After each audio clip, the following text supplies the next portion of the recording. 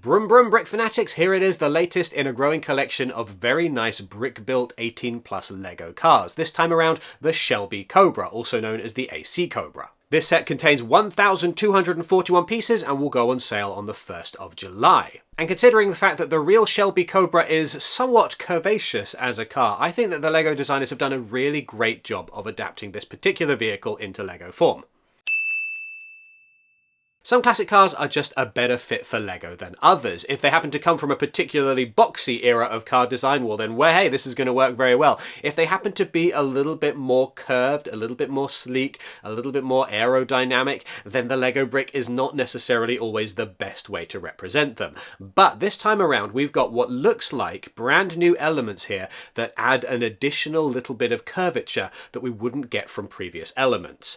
Maybe this has been used somewhere else before, but I don't recognize it from anywhere. Certainly, I think that this is going to be a game changer for anybody who is looking to recreate certain very curvy shapes in LEGO form. I do think it's interesting how adding just one or two new elements to the LEGO palette can dramatically change the things that can be made out of LEGO. I think if there's a downside to this build, it's probably that rather clunky border around the windshield or windscreen here. It doesn't look particularly elegant, especially not compared to the rest of the build. You've also got this element here hooped along the back, which is a choice, certainly. I mean, it's fine, I'm not really going to quibble it, but otherwise I do really feel like this is a particularly strong car design.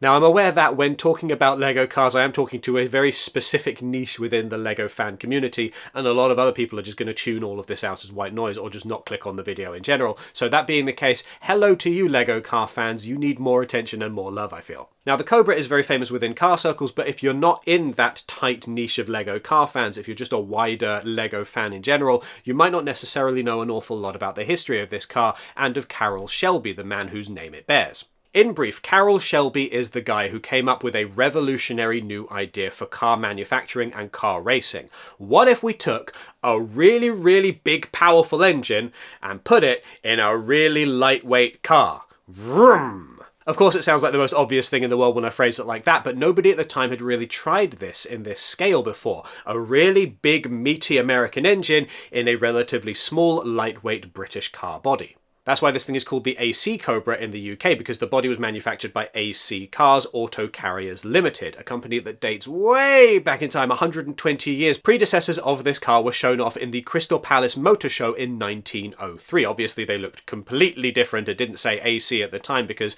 the company had a different name then, but there is a continued legacy all the way through to the AC Cobra. The company made a bunch of different cars over the years and also changed hands every now and then over the years. In the 1950s, they created the AC Ace, which is going to look very familiar to anybody who is a fan of the Shelby Cobra. The Ace ended up being fairly popular, the design stuck around for a while, and in 1961, a fella by the name of Carroll Shelby comes to AC Cars and says, what if we put a Ford V8 engine into this little thing? Now, like most people who have a company named after them, Carroll Shelby's greatest success was Selfpromotion. In addition to that, though, he was also very good at moving cars very fast, either driving them or putting them together. Shelby was born in 1923 at a point where race car driving was just kind of beginning as a sport, and so as a child his father would take him along to races, and as he got older he got more and more excited and interested in this new emerging sport. Then war happened, and he went to be a fighter pilot in World War II for a while. Afterwards, trying to figure out what on earth he was going to do with his life, he decided,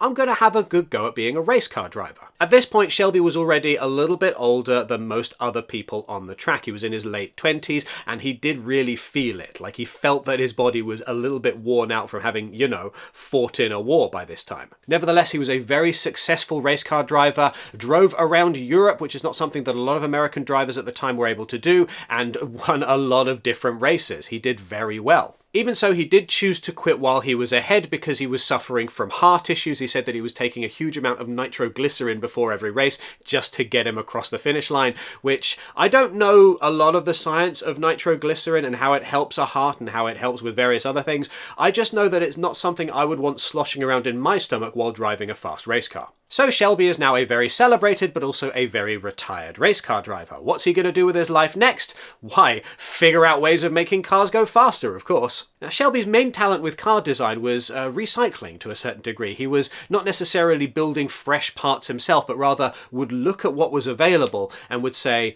if we put this bit here with this bit there, we'll create a faster car. And that's essentially what he did with the Cobra. He said, well, we'll take one of these AC Ace bodies and we'll put one of these Ford V8 engines in it, and suddenly we've got a very powerful engine in a very lightweight car. It worked very well. If anything, it worked a little too well because Britain was suddenly flooded with all of these incredibly fast cars. It is widely claimed, although I don't know if it's necessarily true, that the 70-mile-an-hour speed limit on British motorways was imposed in large part because of just how fast these Shelby Cobras could go. Now, Shelby, as said, very good at self-promotion, sometimes got him into trouble. He was a bit of a character in that regard. I'm not going to go into all the details here, but one story that I do quite like is that when he had first made the first AC Cobra and he was showing it off to everybody, all of the auto magazines wanted a photo of it on their front cover, but they all wanted a different colour car, and he only had the one, so he would spray paint it in between photo shoots, which I just think is genius.